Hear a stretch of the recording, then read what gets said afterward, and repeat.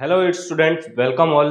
आज हमारी accounts master series का पार्ट 2 है और आज हम सीखेंगे मिनिमम सब्सक्रिप्शन के बारे में और कुछ रीजंस जानेंगे, कुछ नए लॉजिक्स जानेंगे मिनिमम सब्सक्रिप्शन से रिलेटेड।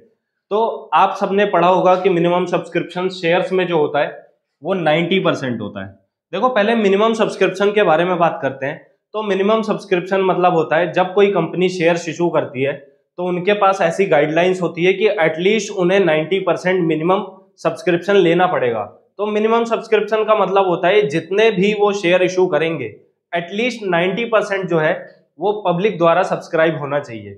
और अगर ऐसा नहीं होता है तो उनको ऐसी गाइडलाइंस दी जाती है कि जितना भी एप्लीकेशन मनी उन्हें मिला है उन्हें वो सारी एप्लीकेशन मनी पब्लिक को रिटर्न करनी पड़ती है। अब इसके पीछे रीजंस तो इतने गहरे रीजंस नहीं है, लेकिन ये गाइडलाइंस है तो हम इसके बारे में बात नहीं करेंगे।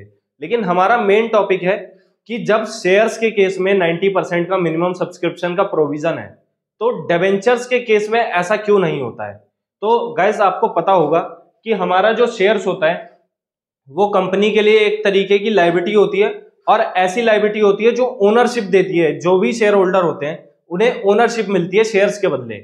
लेकिन डिबेंचर्स जो होते हैं वो कंपनी के लिए एक तरीके के लोन्स होते हैं। और आप खुद सोचो कि अगर हम किसी से लोन्स ले रहे हैं तो हम क्या लोन्स में कंडीशंस लगाएंगे कि एटलीस्ट आप 90% जितने भी मैंने डिबेंचर इशू किए हैं, जितना भी मैं लोन लेना चाहता हूं उसका एटलीस्ट 90% मेरे पास आना चाहिए, तभी मैं लोन लूंगा, अदरवाइज नहीं लूंगा। तो इसके पीछे कोई सेंस नहीं बनता कि आप लोन लेते समय भी कंडीशंस लगा दो।